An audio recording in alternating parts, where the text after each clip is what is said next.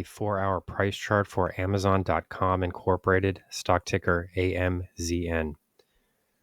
Here we have a stock that is likely to encounter a fair amount of volatility here during the next couple of trading sessions because the stock is scheduled to report earnings today after the bell. We are expecting to see some fairly strong numbers here relative to market expectations. The trends that were exhibited during the prior quarter were very strong.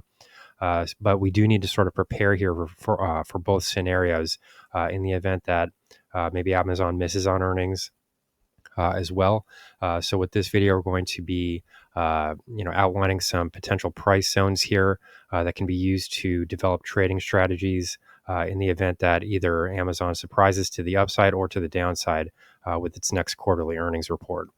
So as we can see here, the stock's currently, we did see a bit of gains early in the trading session. We did see highs above the 190 level, coming in at 190.60 specifically. But now we have fallen back toward lows just above the 187 mark.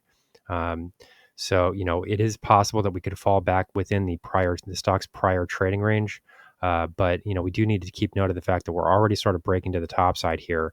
And this does suggest that the market might be expecting a stronger number relative to market expectations, relative to analyst expectations. So, we will drill into the hourly chart here to sort of take a closer look at this trading range. There are a couple of factors to note here. One is that, there's a large number of earnings releases that will be reported this week. We've already seen numbers from Microsoft, Google, AMD, Advanced Micro Devices, Qualcomm, and Meta Platforms. So, this is a very, very heavy earnings week, and it's possible this is the most important trading week of the entire year. I think that this is sort of falling under the radar for many people, because it is a summer trading period, and we have sort of seen a lot of declines in many of these Mag 7 stocks and tech stocks as a whole. So, it is possible that people are sort of taking a breather at the moment. We're also seeing, declines in trading volumes and things like that. So it does look like there's a bit less interest in the market, but that's a bit of a dangerous mindset here because there is potential here for stronger volatility during situations where summer thin liquidity conditions prevail and major earnings releases are made public at the same time. So here we can see that we're already starting to kind of grind through this prior resistance zone. Specifically, we've been looking at this 189.50 level to the top side, and then roughly, we can call this 179.50 level to the downside. But we have seen instances here, as we pointed out in prior videos, where there have also been false breakouts to the downside. So remember, this is an hourly price chart. This is each candle bar here represents a 1-hour trading period, and as we can see in this chart. We did see a break below this 179.50 level, but we did not get an hourly close below there. So, we saw fairly substantial declines at this point. This stock moved all the way to roughly 176.80, but we didn't see an hourly close below there. So what that means is that the stock, kind of briefly touched those levels. It sort of dropped quickly and then started to recover those gains. If we kind of pull out here a bit, we can see that these ultimate gains here were fairly substantial in response, which is a bit surprising because we do have major earnings releases coming up. That is a bit of an event risk if you sort of if you're sort of holding a position into earnings, there is the risk that, the company will report to the downside. There's always that risk. So if the report is negative, you could start to give back a lot of these gains quite quickly. But, with all of that said, the moves here have been quite forceful to the top side. As we can see here, the hourly price chart, is showing a break of this trading range. And this does suggest that the market is possibly looking for a positive number. In addition to all these moves to the top side, we have also broken above this exponential moving average cluster here, finally breaking above this 200-hour EMA, which is the blue line here.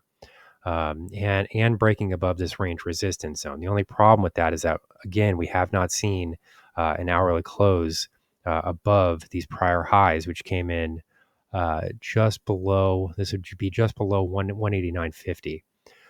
So, we really need to see that in order to confirm these price moves to the top side. Currently, that said, with all of that said, If we do see a positive number here, the next level of resistance to the top side would probably be seen with the July 16 highs, which came in at just above 196.60. Which is really sort of the last historical level of resistance that comes in before this important $200 mark. So these will be levels to watch here going forward. There are going to be two earnings reports that come out at the same time. Apple is released as well, so I do expect to see some trading in sympathy, so to speak. So if Apple reports a good number, it could help to support share prices in Amazon if we did see weaknesses there. But overall, I do expect Amazon to report strong results this quarter, with earnings probably beating the consensus revenue estimates and earnings estimates, given the fact that the company did outperform market estimates during the prior quarter, with revenue gains of roughly 13%, coming in at $143.3 billion. This growth was driven by higher revenues in North America, global sales, and with Amazon Web Services segments. So, in particular, this Web Services segment is going to be particularly important as far as whether or not the stock price does move higher from here. Currently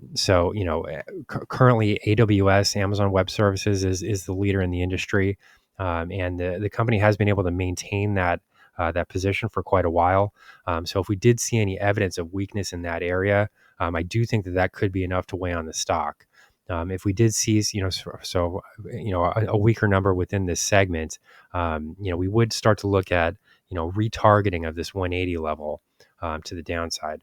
So overall, there are some key levels to watch here. I would not ignore the Apple number as well. I do think that these numbers are going to be taken in conjunction with one another.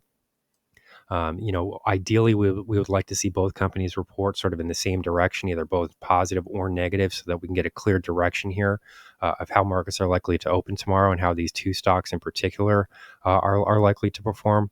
I will also be posting a video on Apple, so I do suggest that people take a look at that to get a sense of where the important price levels currently rest. Because I do expect these stocks to trade in sympathy with one another throughout the remainder of this week. So here's the current market outlook for Amazon.com Incorporated, stock ticker AMZN. Our high value trading strategies membership is currently available for a limited time for only $9.99 per month. These high conviction investment strategies are characterized by superior risk to reward metrics that target massive market beating returns over time. Join now to outperform the market. Lock in this special introductory rate of just $9.99 per month for the entire lifetime of your membership and start trading stocks with the pros.